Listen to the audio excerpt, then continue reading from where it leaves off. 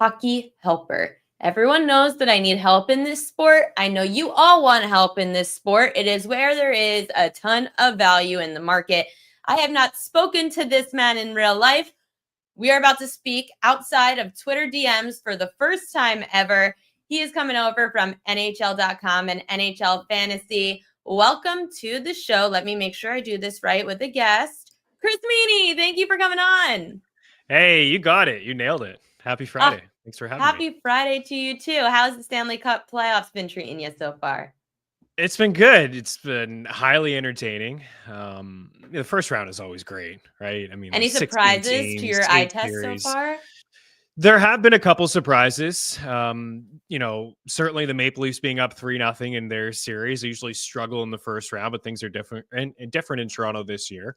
Last night, the Vegas Golden Knights lost. I know a lot of people were on the Golden Knights, who are heavy favorites to win the Stanley Cup and come out of the Western Conference, at least take care of the Minnesota Wild as the second wild card team in the Western Conference. But they're down 2-1 in their series, and the Wild look really good. And even looking now, Vegas is still favored to win that series, despite being down 2-1. Wow. So a little bit of value there in Minnesota. Absolutely. And I was talking with Stormy Benetoni yesterday about how much the futures market moves in the Stanley Cup playoffs versus any other playoff. You just see such huge swings in the futures market. But let's make some money for people tonight. You've got a few props, and we love our props here on the show. So there are a few players that you're targeting. And see, this is what I mess up every time. I can't get the transition of this production right. Nice. I recover well. Chris, you like a few plays today, players to zone in on. I don't even try to pronounce hockey players' names. So for Montreal, who do you like and why? There's a couple tricky ones there. I still mess up Olivier from time to time. But we'll start with that first one. Yeah, Montreal and Washington playing tonight at the Bell Center, and the crowd should be rocking. I mean, hockey crowds they're insane. A lot of fun. Yeah, if you've ever been to an NHL game, people listening and watching. I've done Rangers Stanley Cup playoffs before, and that's a ton of fun. Yeah, nothing like the Gold Chan at MSG, but rest in peace. Yeah, world's famous arena. Not so much this year for the Rangers, but maybe the next. They can go on a bit of a run one last night. But yeah, for tonight, Cole Caulfield for 3 shots or a point. He's got 8 shots in 2 games in this series and 20 shot attempts. It's something I look at when I'm taking a look at players in the shot prop market is, are they shooting the puck? And he is, and we really like that. So he's top 10 in the playoffs so far in shot attempts, and at 5-5 even strength. If they're getting the shots, pucks towards the goal at even strength. There's not a lot of penalties really in the playoffs. The refs are putting the whistles away and letting them play, which is a good thing. But he has 17 shot attempts at 5-5, which is 7th so far in the playoffs. He's got goals in 4 or 5 games against Washington this season. He scored in game 1. He has 11 points in his final 12 games at home. And the top line has been really good for Montreal, despite being down in this series. So he has, or that top line rather, 24 shots and 48 shot attempts in the 2 games. They have 2 of Montreal's 3 goals. So if they're going to get back in this series and get some offense going, it'll probably be from that top line. And Montreal's 10-0-2 in their last 12 games at home. So they're also home dogs tonight as well. And Beauvillier, we'll touch on him just because, this is a player that it was acquired at the deadline, and I think a lot of people laughed. And they're like, oh, I think he went for like a 2nd round pick, and that surprised some players, or surprised some people rather. But he's getting a real opportunity, Ariel, on the top line with Alex Ovechkin, who we all know is the greatest goal scorer of all time, past Wayne Gretzky this year. I know that. But you do know that. Yeah. I know that. Surprising too, he scored in game 1 in overtime, and it was the first time in his career, right? Overtime in the playoffs, first ever. So he's just doing this is the season, I guess, for Ovechkin. Well, you'd have to think, right, that anyone who's playing on the line with Ovechkin is getting value, because everyone else is going to be betting Ovechkin, which is obviously going to be super public. You're paying a premium for Alex Ovechkin. Anyone else on the line with him has to be good price. Absolutely. It's a good call. I mean, you could even look at his center, Dylan Strome, and he's plus money for an assist. He has 4 points, which leads the team here through 2 games. And then for Beauvillier, this is a guy that's usually in the bottom 6, playing on 3rd line, 4th line. He's moved around a lot lately. averaged 14 minutes per game in the regular season with the Capitals, not playing on the first line, but all of a sudden he's on the first line and he's contributing with these two good players in Ovechkin and with Strome. So his shot prop is 1.5 at a decent price. Plus money for him to pick up a point. I mentioned he's got 3 points here. He leads Washington with 8 shots. He's got 11 shot attempts, which is second to Ovechkin, who loves to shoot the puck. And, we take a look at a lot of edge stats over at NHL.com/fantasy, and he has 5 high danger chances, which is the third most in the playoffs. And the high danger chances are right in the slot in front of the net where a majority of the goals happen in the NHL, especially in the playoffs. And the Capitals are second in high danger chances so far. So he's just in a really good spot to succeed. Who knows? Maybe we're talking about a different player come next week on that top line. But right now he's playing good and he's somebody to consider. Ride the hot streak, which is kind of crazy to me because in this next game between Edmonton and LA, the Kings are up 2-0 in the series. I know they're on the road, but they are dogs at plus 126. Yeah, they are. I just feel, and I liked LA coming into this series, despite them starting at home. They were dogs in the series. This is the 4th time in a row we've seen Edmonton and LA in the Stanley Cup playoffs in the first round. Edmonton has taken care of them easily over the past 3 seasons, but this year is just different for LA. One, starting at home, they've been the best home team in the league. And they have good goaltending this year, which is something they haven't had in the past. And the Oilers don't. They're going to their backup goalie, which I think is an okay move for them tonight. Calvin Pickard, like Montreal, they've been good at home, 25-13-3. The Kings are below 500 on the road. So I think this is a good opportunity to buy in on Edmonton. I still like the Kings to win the series, but to buy Edmonton and some of their players and another barn that will be rocking tonight. Those Canadian fans, they love it. And they will be cheering on McDavid and Draisaitl. And this is why I like Hyman tonight, who's been very quiet, has not had a great season despite having a really good one last year, is that they've juggled their lines around. They don't usually play McDavid and Draisaitl, who are arguably the 2 best players in the league, on the same line. They try to balance out their offense. But tonight, I think with a little bit of desperation, being down 0-2, they're loading up those 2 guys on a line. And Hyman is going to benefit from playing next to those 2 players. So only 44 points in 73 games this year, but 27 in 38 games at home. And last year, he was dominant at home, too. If you look at 78 home games over the last 2 years, he's got 76 points. So he is plus money, I do believe, for an assist. He's plus money for 3 shots. I would take a look at just the point. I think that Draisaitl and McDavid will be very aggressive shooting the puck. But Hyman has been a point-per-game guy at home. So look for him maybe to hit the score sheet tonight just with desperation. I do feel like the top line will get a lot of ice time tonight. So I know that when it comes to the NBA and baseball, I look at home road splits a lot for props. How much does it matter in your eyes in hockey props? It does matter. And I think it matters a lot more at this time of the season.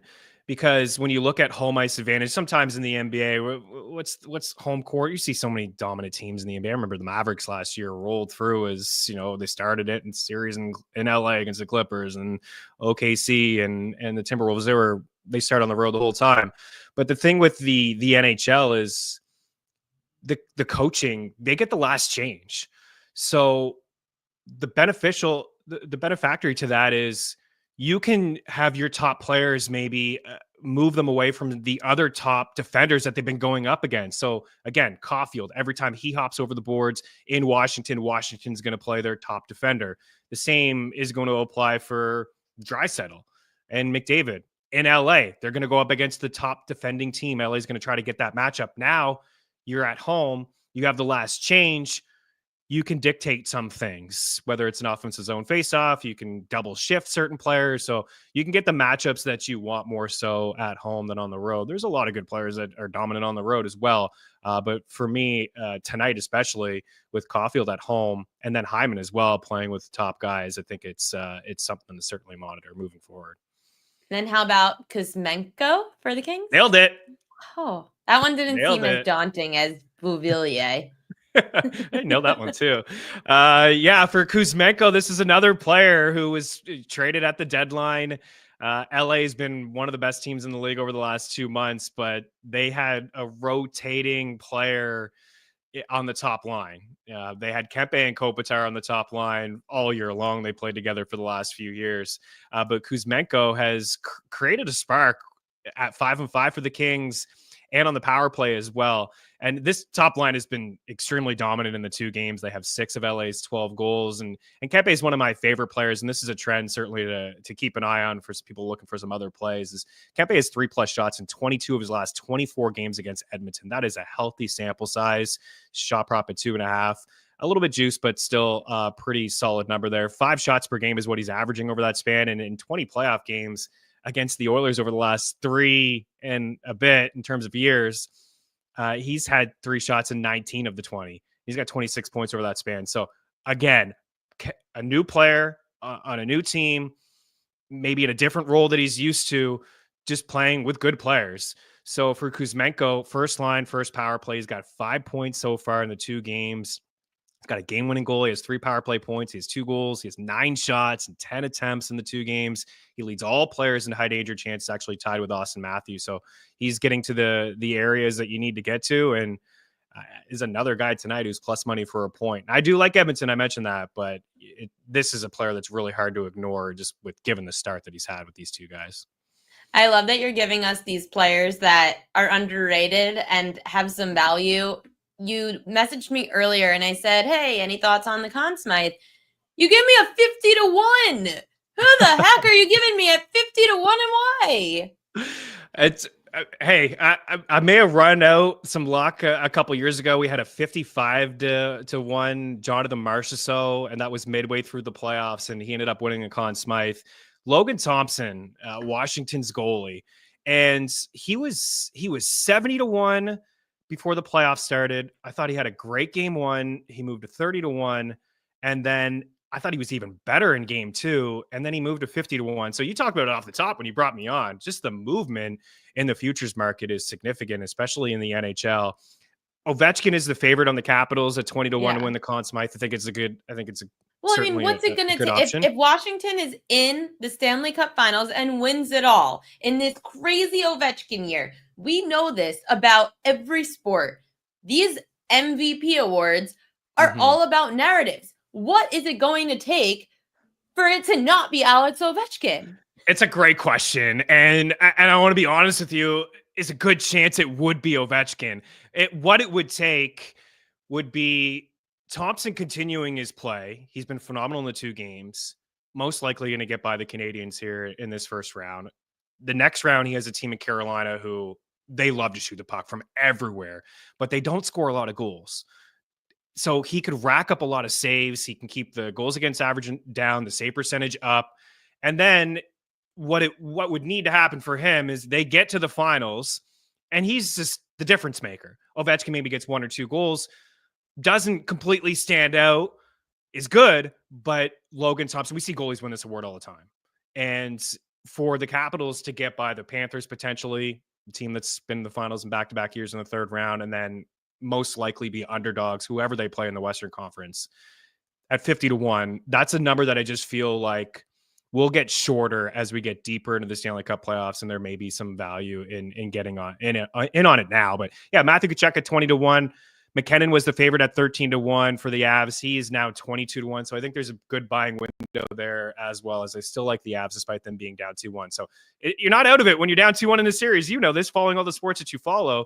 You can quickly get back into this. And if Colorado wins the next 2, he's going to be back up to 10-1. So a buying window for Nathan McKinnon as well. Yeah, I mean, that's why I said last night at the bar when this guy behind me was telling me, why aren't you cheering for the Knicks? They're up. I said, first off, there's 8 minutes left. Second of all, it is game 3 of the first round.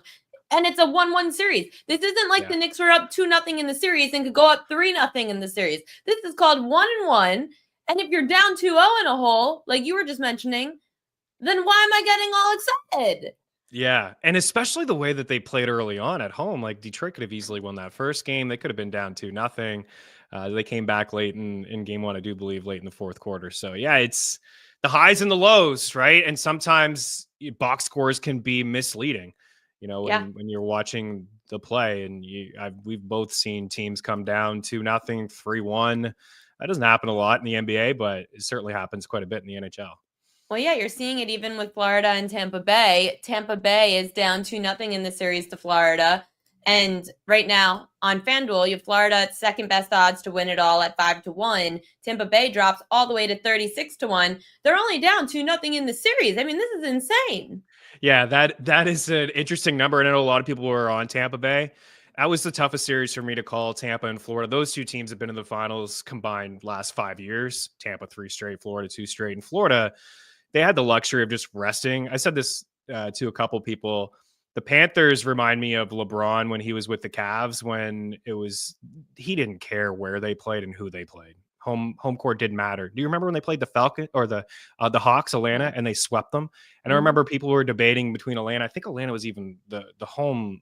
They had home court to start. And I believe that was like a close to a pick 'em. Well, it's because LeBron doesn't care to play until the playoffs. So, well, there you go. Right. I mean, I don't know if the Panthers feel the same way, but it did seem like that down the stretch of the season because they rested players. Some of their star players were not 100%. So they just had the luxury of resting them. Once they knew they weren't going to get home ice, they said, it doesn't matter. We're just going to have a healthy squad come playoff time. They flipped that switch that people like to talk about, and all of a sudden they're up 2-0. So there is some value there in that number that you mentioned with Tampa, but I like rust. But that also is what concerns me about the Carolina Hurricanes, current favorites to win it all. The Hurricanes are playing the Devils, and this is basically a cakewalk series with so many injuries to the Devils. How much does that concern you about being battle tested, or is that better because Carolina doesn't need to be as banged up going into the next round? Yeah, it's a really good question. I think for Carolina, it's not a big deal because they've kind of been through it. They've gone on deep runs over the last few years. They took care of the Devils this time last year pretty easily before losing in the Eastern Conference Finals to Florida. And they didn't win a game in that series, but they were in every game. So I think if it was a new team in the playoffs, like a younger squad that hadn't had a lot of experience going up against a depleted team, they may be feeling themselves. And they may need to get checked, but I think Carolina is they're fine. But I just don't feel like they really they're the Stanley Cup favorites, and I think that they're Cup favorites because they're up 2-0 and they're playing a depleted team, like you alluded to. They're going to get tested in the next round against Washington. Whoever comes out of the other side of the bracket, whether it is Toronto, Florida, or Tampa, they'll be underdogs in that series as well. So it's nice that for Carolina fans and for them that they're quote unquote layup. But it's going to get tougher for them, and I don't think that they should be Cup favorites. Where is their value on the board for the Stanley Cup winner? I think Colorado still, and this was another series that was tough for me, and I didn't want to cop out with these kind of questions like Florida and Tampa. Whoever wins goes to the Cup. No, Colorado, the chat always asks, we've had hockey guests on almost every day because it's the one sport I can't do solo. They always are asking in the chat, where's the value? Because it's true. Every day in the Stanley Cup futures, there's a new team with value because they're down 2-0 or 2-1 in a series. Right. And I liked Dallas so much down the stretch. I was all over the Stars, and I have been over the past couple of years, and they've lost in the Western Conference Final in each year. And then the final night of the regular season, their top goal scorer and Jason Robertson got hurt. And then we heard news that Mira Heiskanen, their top defenseman, was most likely not going to be ready for the opening round. And I switched my tune and I went to Colorado, and they're great as well. But now with them being down 2-1 in the series, they've moved from 7-1 plus 650 in some spots to 11-1 in some spots. And because they're down 2-1, this is why we're getting that number. This is why Nathan McKinnon has moved from 13-1 to 22-1 to win the Conn Smythe. They've only trailed for 62 seconds in the entire series, and they're down 2-1. So they've really dominated play. They've had leads, and Dallas is, give them credit. They played good. They're getting good goaltending. They've won back-to-back games in overtime. So that's why they're up 2-1. They haven't had the lead really, just over a minute. But I think that there is an opportunity to buy Colorado. They're still a dominant team at home. I like them to bounce back tomorrow against Dallas. They got their captain back. It was his first game in nearly 4 years. He returned yesterday. I'm sure it was emotional for him. He started on the fourth line. He's going to move up the lineup, be on the first power play, top six as we get deeper into the playoffs. And I think that's a huge, huge addition to have him. So that's where I would be looking. And I'm still on the fence about Vegas being down 2-1 against Minnesota. The Wild look really, really good. But they were Cup favorites as well, like inside the top five. And I don't believe they're inside the top 7 or 8 now in terms of odds. So that's a team I think you can buy as well. But don't sleep on the Avs. I like Colorado.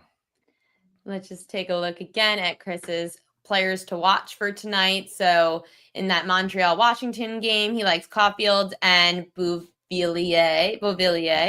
Yes. Hyman for Edmonton and Kuzmenko for the Kings. Points and shots.